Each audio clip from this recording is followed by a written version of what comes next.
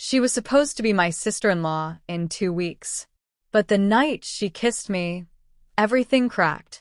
It started as a mistake, one night, one secret. But how do you stop wanting someone who makes you feel seen for the first time in your life? The wedding was 2 weeks away. White lilies lined the house, dress fittings had begun, and the family chat was buzzing with countdown emojis and RSVP confirmations.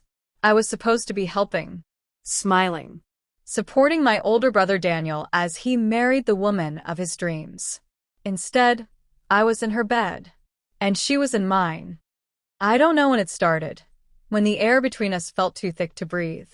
Maybe it was that night after dinner, when she found me crying in the kitchen with a glass of wine clutched tight in my hand. "Are you okay?" she'd asked gently.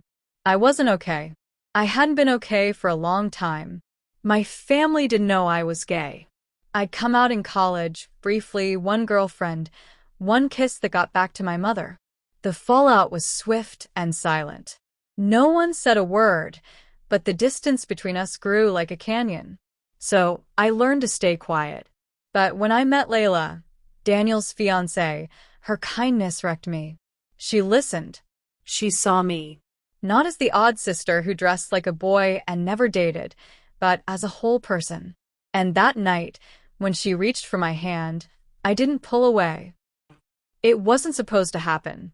We told ourselves that over and over. It was the wine, the loneliness, stress, a mistake. But the second time, that wasn't an accident. It was after her bridal shower. Everyone had left. Layla sat on the floor in her pink dress, mascara smudged under her eyes. "I feel like I'm suffocating," she whispered. "Why?" I asked. She hesitated. Then, "Because I'm not in love with your brother." I think my heart stopped. "I want to be," she added. I tried. "He's perfect. But I don't feel it. Not the way I feel with you." Her lips found mine, and this time, there was no excuse. We kept it quiet. A week of stolen moments. Whispered calls. Late-night texts. We'd meet in the guest house at the edge of the property. She'd climb into bed beside me, and we'd pretend the world didn't exist. I knew it couldn't last. The guilt clawed at me constantly. Daniel adored her. He trusted me. I was betraying him in the cruelest way. But the more I tried to end it, the more I couldn't. Because when she kissed me, I felt like I existed. And when she touched me, it was like someone turned the lights on inside me. It all exploded at the rehearsal dinner. Everyone was drunk and dancing. Layla looked radiant in a blue dress. I tried not to look, but her eyes kept finding mine. After dinner, she pulled me into the hallway and kissed me. I didn't push her away. We didn't realize Daniel had followed us. He stood frozen at the corner, eyes wide, face crumbling. Layla gasped. I choked on air.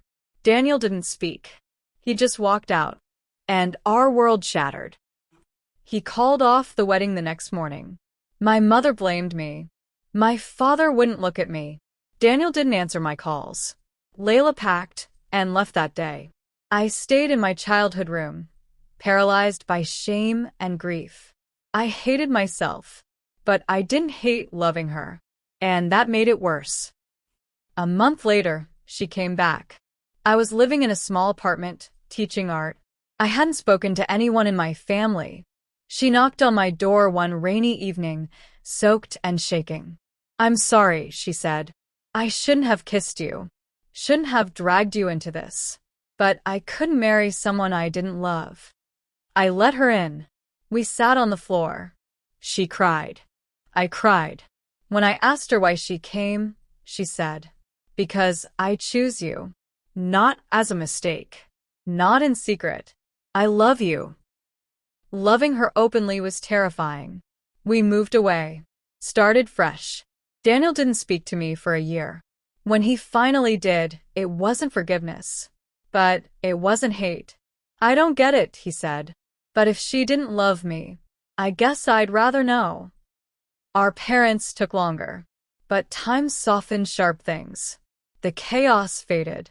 The guilt loosened. And in its place, something steady bloomed. Sometimes love arrives as ruin. Sometimes it burns the house down so you can build something true. But when I wake beside her now, when she smiles at me with morning hair and coffee breath, I know we weren't wrong to fall in love. We were just brave enough to stop hiding it.